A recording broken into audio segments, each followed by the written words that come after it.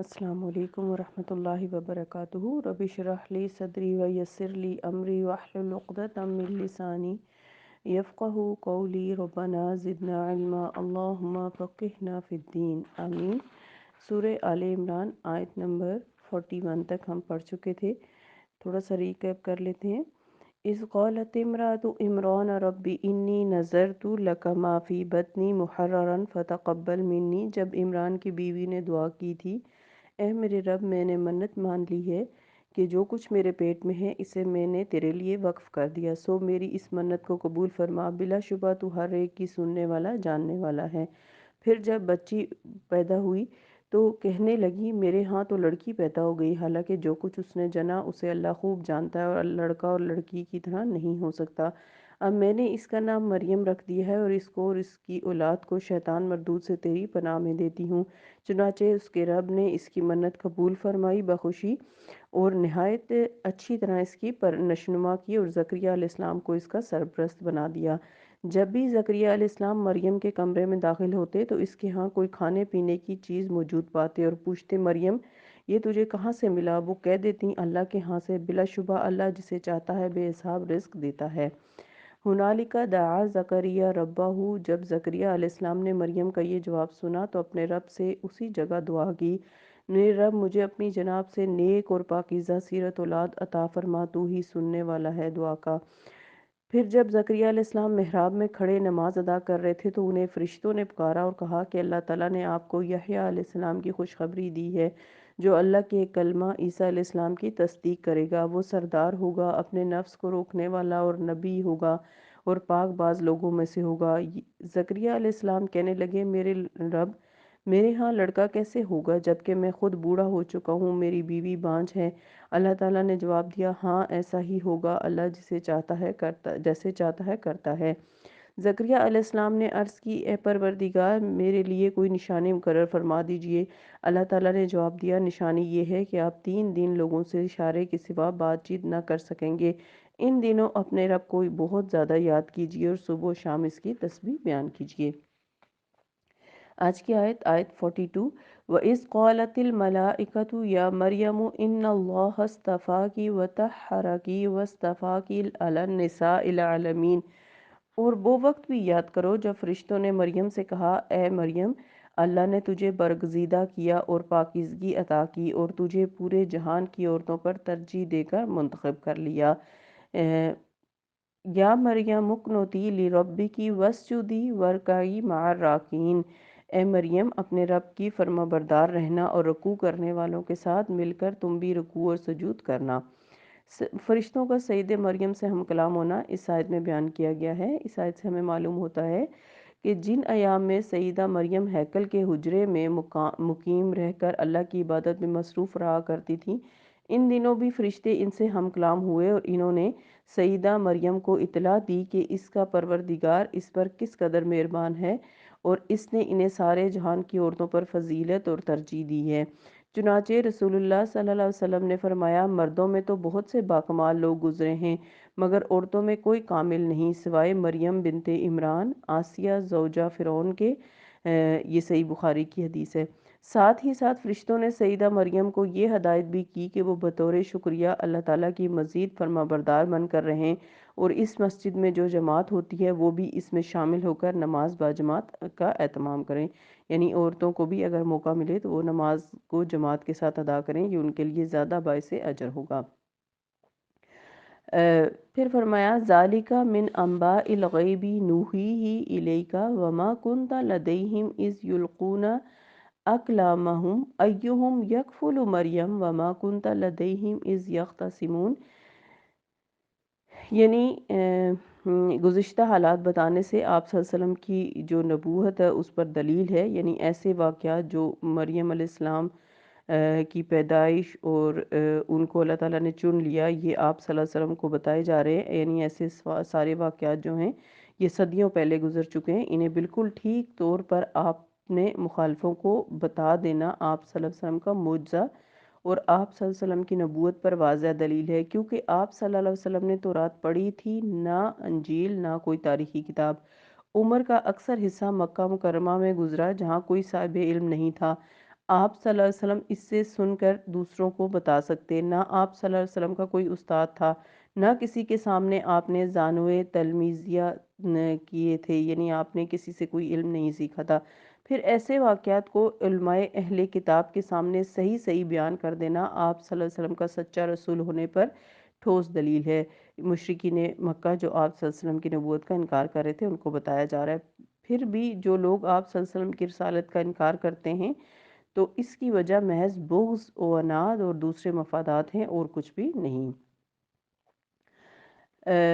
دوسرا اس آیت میں پھر یہ بھی کہا گیا کہ سیدنا زکریا علیہ السلام کفیل مریم کیسے بنے، کہ سیدنا مریم پر اللہ تعالیٰ کی جو عنایات ہو رہی تھی ان سے ہیکل کے تمام خادم واقف تھے، اور ان میں سے ہر کوئی چاہتا تھا کہ سیدہ مریم کی سرپرستی کا اعزاز اسے حاصل ہو۔ اور بعض روایات میں یہ بھی آتا ہے کہ جو سیدہ مریم تھی ان کی والدہ نے کچھ خواب دیکھے تھے، وہ بھی انہوں نے ظاہر ہے کہ جو ہیکل کے خادم تھے ان کو بتا دیا تھا، جس سے سب کو ہی یہ اندازہ تھا کہ یہ کوئی عام بچی نہیں ہے۔ تو چنانچہ اس سلسلے میں وہ سارے جو تھے ایک دوسرے سے جھگڑتے اور اپنے استحقاق کے دلائل بھی دیتے۔ اسی سلسلے میں سیدنا زکریا علیہ السلام نے دوسروں سے اپنا یہ استحقاق منوایا کہ وہ سیدہ مریم کے حقیقی خالو ہیں، لہٰذا وہی سیدہ مریم کے کفیل بنیں گے۔ لیکن دوسروں نے سیدنا زکریا علیہ السلام کے اس استحقاق کو چندہ اہمیت نہ دی۔ بالآخر یہ طے پایا کہ ایسے سب حضرات اپنی اپنی کلمیں جن سے وہ تورات لکھا کرتے تھے کسی بہتی ندی میں پھینک دیں۔ اگر کسی شخص کا قلم ندی کے بہاؤ کی طرف بہنے سے رک جائے اور اپنی جگہ پر قائم رہے تو وہی شخص مریم کی سرپرستی کا حقدار ہوگا۔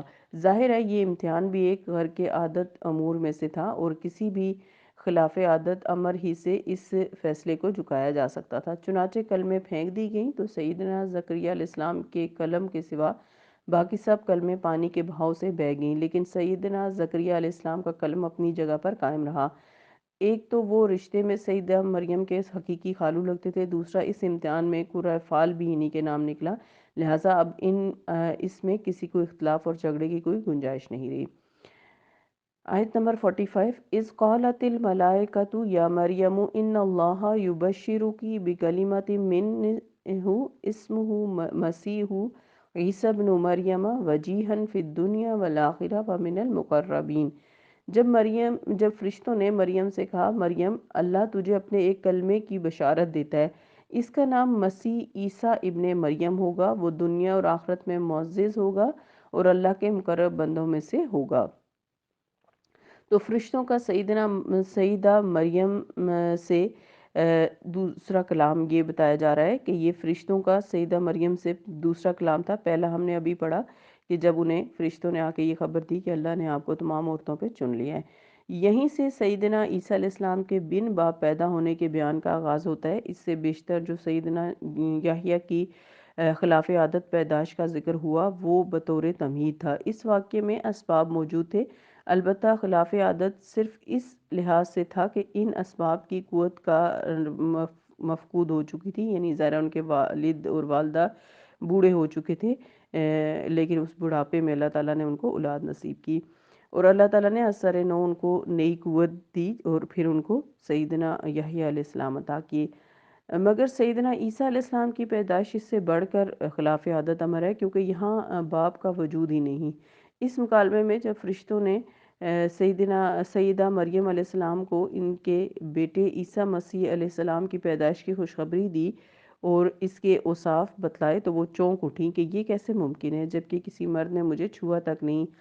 اللہ تعالیٰ نے اس کا جواب یہ دیا کہ اللہ تعالیٰ جو کچھ چاہے اور جیسے چاہے پیدا کر سکتا ہے، اسے سبب کے بغیر بھی کوئی چیز پیدا کرنے کا مکمل اختیار حاصل ہے۔ فرشتوں نے جو اوصاف سیدہ مریم علیہ السلام کو بتائے تھے وہ یہ تھے کہ جیسے ہم نے پڑھا کہ آیت نمبر 46 میں ہم دیکھتے ہیں وَيُقَلِّمُ النَّاسَ فِي الْمَهْدِ وَكَهْلًا وَمِنَ الصَّالِحِينَ قالت ربی انا یکون لی ولد ولم یمسسنی بشر ومن الصالحین، کہ وہ لڑکا اللہ تعالیٰ کے کلمہ کن کے ذریعے سے بن باپ کے پیدا ہوگا۔ اس کا پورا نام مسیح ابن مریم ہوگا۔ مسیح آپ کا لقب ہے اور اس کی دو وجوہات بیان کی گئی ہیں۔ ایک یہ کہ ہیکل سلیمانی میں یہ دستور تھا کہ جس شخص کو وہ بزرگ اور پاک پاس سمجھتے تھے، کاہن اسے زیتون کے تیل سے مسح کر دیتے اور اس کے جسم پر مل دیتے۔ اس لحاظ سے آپ مسیح مشہور ہو گئے، اور دوسری وجہ یہ تھی کہ آپ نے رسالت کا فریضہ عمر بھر سفر و سیاحت میں گزار کر سر انجام دیا۔ اس لحاظ سے بھی آپ کو مسیح کہا جاتا ہے، یعنی سیاحت کرنے والے۔ عیسیٰ آپ کا اصل نام ہے اور ابن مریم آپ کی کنیت ہی نہیں بلکہ یہی آپ کا نسب مبارک ہے، اسی لیے آپ علیہ السلام بن باپ کے پیدا ہوئے تھے اور آپ کو ماں کی طرف منسوب کیا گیا۔ یہ آپ علیہ السلام کے بن باپ پیدا ہونے کی ایک دلیل ہے، کیونکہ قرآن پاک میں اللہ تعالیٰ نے اس انداز سے کسی مرد یا عورت کا نسب بیان نہیں فرمایا، جبکہ عیسیٰ علیہ السلام کے ساتھ 23 مقامات پر ابن مریم کا بھی ذکر آیا ہے۔ ان کی تیسری صفت یہ ہے کہ وہ بچہ دنیا اور آخرت دونوں جہان میں وجی اور باروب شخصیت ہوگی۔ وجی وہ شخص ہوتا ہے جس کے روب اور وقار کی وجہ سے کوئی شخص روبرو اسے کوئی تانا نہ دے سکے۔ یہی وجہ ہے کہ یہود آپ کو پیٹھ پیچھے معاذ اللہ ولد الحرام کہتے، مگر سامنے ایسا کہنے کی ہرگز جرت اور جسارت نہیں کر سکتے تھے۔ چوتھی صفت ان کی یہ ہے کہ وہ دنیا میں بھی اللہ کے مقرب بندوں میں سے ہوں گے اور آخرت میں بھی۔ پانچویں صفت شیر خوارگی میں کلام کرنا ہوگا، کہ پنگوڑے میں اپنی والدہ کی جو ہے وہ برات فرمائیں گے۔ چھٹی صفت بچے کا صالح ہونا، جس کا ذکر اگلی آیت میں ہے، اور یہ تھی وہ صفات جن کا ذکر سیدنا عیسیٰ علیہ السلام کی پیدائش سے بیشتر ہی فرشتوں نے سیدہ مریم کو بتا دیا تھا۔ تو اللہ تعالیٰ نے سیدنا یحییٰ کی پیدائش کا ذکر کرنے کے بعد فرمایا کذالک اللہ یفعل ما یشاء، یعنی اللہ تعالیٰ جیسے چاہتا ہے ویسے کرتا ہے۔ اور سیدنا عیسیٰ علیہ السلام کی پیدائش کا ذکر کرنے کے بعد فرمایا کذالک اللہ یخلق ما یشاء، کہ اللہ تعالیٰ جس طرح چاہتا ہے پیدا کرتا ہے۔ تو یہ اس بات کی واضح دلیل ہے کہ عیسیٰ علیہ السلام کی پیدائش بن باپ کے ہوئی تھی، اور یہ معجزہ سیدنا یحییٰ کی پیدائش کے معجزے سے بہت بڑا تھا۔ اس کا مزید تفصیلی ذکر جو ہے وہ ہم انشاءاللہ تعالیٰ سورہ مریم میں پڑھیں گے۔ اور پھر ہم نے پڑھا کہ مریم علیہ السلام نے یہ کہا کہ یہ کیسے ہو سکتا ہے کہ مجھے کبھی کسی بشر نے چھوا تک نہیں، تو میرے ہاں جو ہے وہ اولاد کیسے ہو سکتی ہے، جس پر اللہ تعالیٰ نے فرمایا کہ ایسا ہی ہوگا جیسا کہ اللہ چاہتا ہے۔ تو رسول اللہ صلی اللہ علیہ وسلم نے فرمایا گہوارے میں 3 بچوں کے سوا کسی بچے نے بات نہیں کی، ان میں سے ایک عیسیٰ ابن مریم ہیں، دوسرا بنی اسرائیل کا وہ بچہ جسے جریج سے منسوب کیا گیا اور بچے نے بول کر اپنے اصلی باپ کی نشاندہی کی تھی، اور تیسرا وہ بچہ جس نے ماں کی چھاتی چھوڑ کر کہا تھا یا اللہ مجھے اس ظالم سوار کی طرح نہ کرنا۔ مہد یعنی پنگوڑے میں کلام کریں گے، یہ ان کی ایک صفت ہے۔ مہد میں کلام کرنے کا مطلب ہے کہ بچہ شیر خوار ہو اور وہ کلام کرنے کی عمر کو پہنچا نہ ہو، ابھی اس نے کلام کرنا سیکھا ہو، اور کہل کا مطلب پختہ عمر، یعنی سیدنا عیسیٰ علیہ السلام نے شیر خوارگی میں بھی ایسے ہی کلام کیا جیسے پختہ عمر میں کیا یا دوسرے لوگوں سے پختہ عمر میں کیا کرتے ہیں، اور اس عمر میں ان کا کلام ایسا سیانہ، تمیزدار اور دانائی پر مبنی ٹھہرا جیسا کہ عام لوگ پختہ عمر میں کرتے ہیں۔ اس وقت آپ نے کیا باتیں کی، اس کی تفصیل سورہ مریم میں آئے گی۔ سردست یہ بتانا مقصد ہے کہ اس عمر میں آپ کے ایسے کلام سے لوگوں کو متنبع کرنا مقصود تھا کہ وہ بغیر باپ کے اللہ کی قدرت کاملہ سے پیدا ہوئے، اور جو لوگ ان کی والدہ ماجدہ کو شک کی نگاہ سے دیکھتے ہیں وہ غلط کار ہیں۔ ان کی والدہ پاک دامن، صدیقہ اور راست باز ہیں، جو کچھ وہ کہتی ہیں وہ بالکل سچ اور حقیقت پر مبنی ہے۔ تو اس کی جو ڈیٹیل ہے ابھی کافی زیادہ ہے، جو کہ سیدنا عیسیٰ علیہ السلام کی صفات ہیں اور ان کے بارے میں غلط نظریات ہیں، تو انشاءاللہ تعالیٰ ان کو ہم اگلے لیکچر میں دیکھیں گے۔ اللہ تعالیٰ ہم سب کو قرآن پاک کو بہترین طریقے سے سمجھ کر اس پر عمل کرنے کی توفیق عطا فرمائے، آمین۔ سبحانک اللہم و بحمدک، نشہد ان لا الہ الا انت، نستغفرک و نتوب الیک۔ السلام علیکم ورحمۃ اللہ وبرکاتہ۔